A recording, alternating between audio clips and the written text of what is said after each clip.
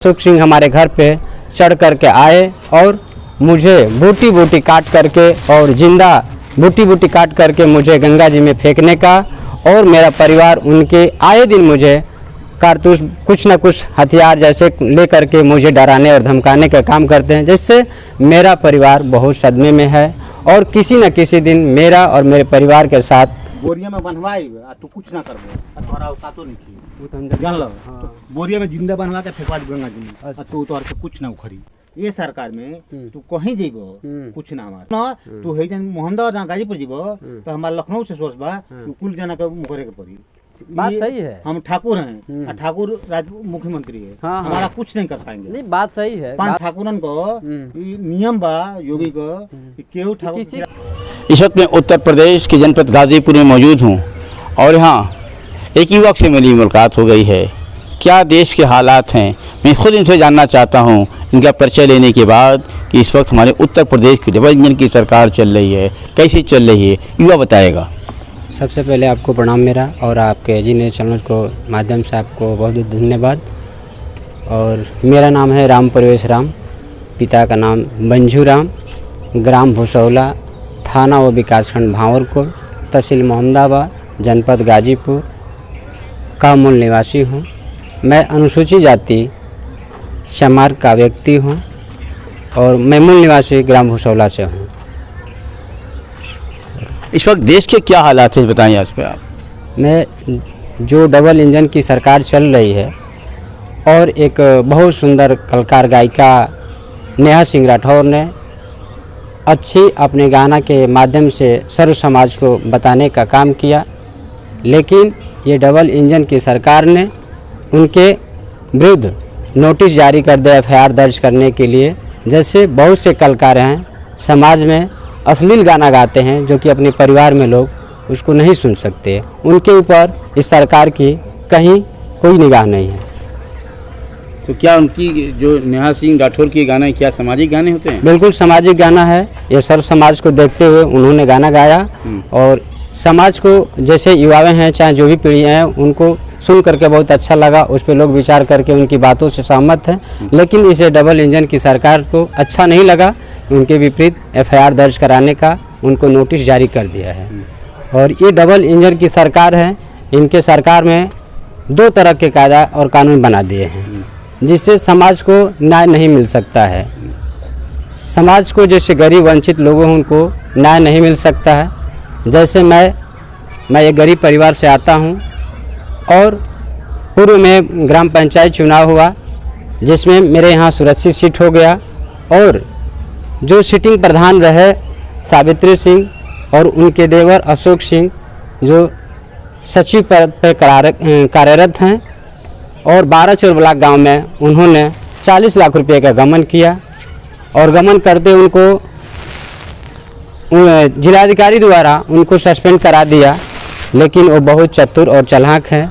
चुनाव आते आते ही अपने गृह ब्लॉक में उन्होंने अपनी तैनाती अपने बड़े कर्मचारियों से मिल करके अपने मतहत में करके उन्होंने अपनी तैनाती गृह ब्लॉक भांवरकुल में करा लिया, और नाम कटवाने में महिला और पुरुष को टोटल मिलाकर 82 लोगों का नाम कटवाने में उन्होंने सक्षम रहा, जिसका मैं सर्व समाज के लिए अपने लड़ने का एक विचार रखा और लड़ाई लड़ रहे हैं। लेकिन इस सरकार की जो मंशा है वो बिल्कुल उसके विपरीत है। सही बात कोई सुनने के लिए न तो कर्मचारी तैयार है, न कोई भी तैयार है, न तो इस पर कोई विचार किया जा रहा है।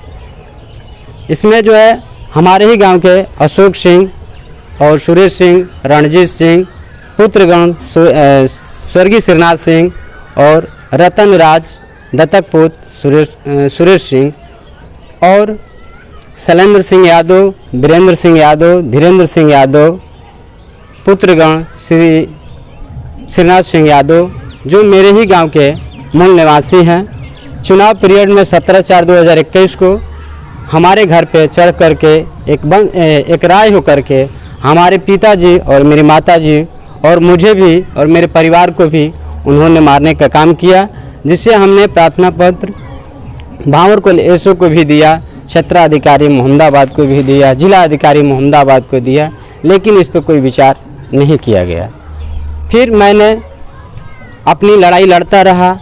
ठीक 2 तारीख को जो है 9/2/2023 को सुरेश सिंह और अशोक सिंह हमारे घर पे चढ़ करके आए और मुझे बूटी बूटी काट करके और जिंदा बूटी बूटी काट करके मुझे गंगा जी में फेंकने का, और मेरा परिवार उनके आए दिन मुझे कारतूस कुछ न कुछ हथियार जैसे ले करके मुझे डराने और धमकाने का काम करते हैं, जिससे मेरा परिवार बहुत सदमे में है और किसी न किसी दिन मेरा और मेरे परिवार के साथ घटना हो सकती है।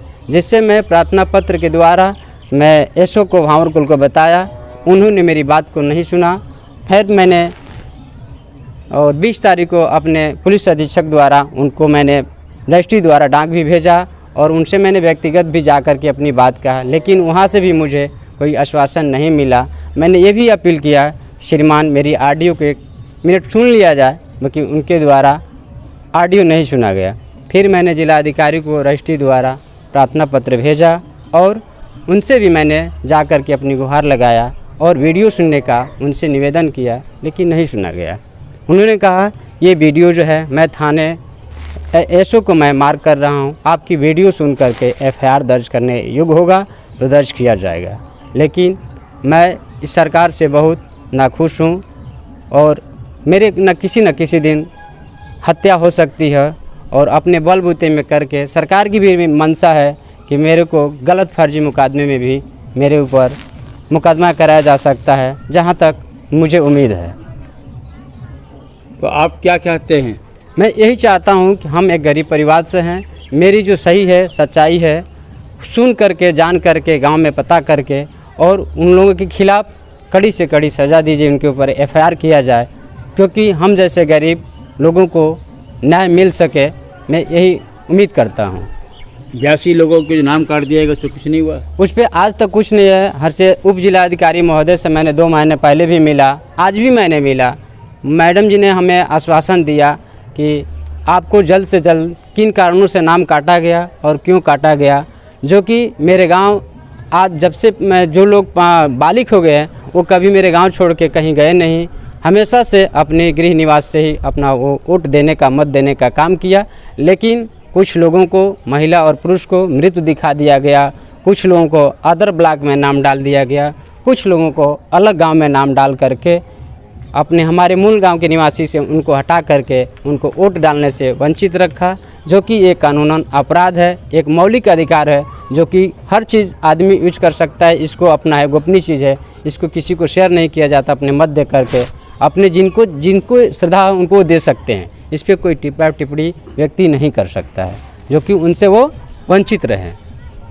जानमाल का खतरा आपको है? बिल्कुल खतरा है, कभी भी हमारे और मेरे परिवार के साथ घटना घट सकती है और आए दिन मेरे परिवार सदमे में रहता है कि हमारा कैसे कल्याण होगा, मुझे कैसे न्याय मिलेगा, जिसके लिए मैं बार बार अपने उच्च अधिकारी द्वारा गुहार लगाने का काम करता हूं। लेकिन मुझे आश्वासन ना के बराबर है और ये सरकार कहती है अनुसूचित जाति और पिछड़े और गरीब लोगों के लिए सरकार की मंशा की पहले गरीब को व्यवस्था दिया जाए, सुरक्षा दिया जाए, लेकिन ये सरकार की मीडिया और सोशल मीडिया पेपर में जो है ये सब गलत बात है। ये गलत ने अलग तरह में फ्रॉड है, बिल्कुल न्याय नहीं इस तरह के सरकार से। सरकार चाहती है कि आए दिन लोगों के साथ बर्दाश्त कराते रहें, हम राज करते रहें। देखा आपने, ये उत्तर प्रदेश सरकार डबल इंजन की बात है और यहाँ लोग दरख्वास्त दे रहे हैं कि लोकतंत्र की हत्या हो गई पंचायत राज के चुनाव में। और जो व्यक्ति बाराचौर ब्लॉक में सेक्रेटरी था वो कैसे गृह जनपद में आ गया, बड़ा सवाल है। इस सवाल को देखने की ज़रूरत है और इस बात आवाज़ को उठाने वाले को उसे जान से मारने की धमकी दी जा रही है। अब तक ये लोकतंत्र के लिए बड़ा ही एक सवाल है।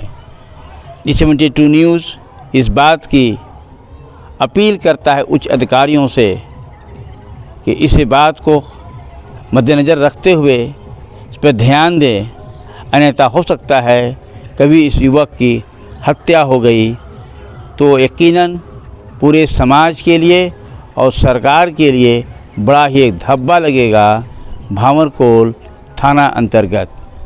72 न्यूज़ के लिए जावेद बिन अली।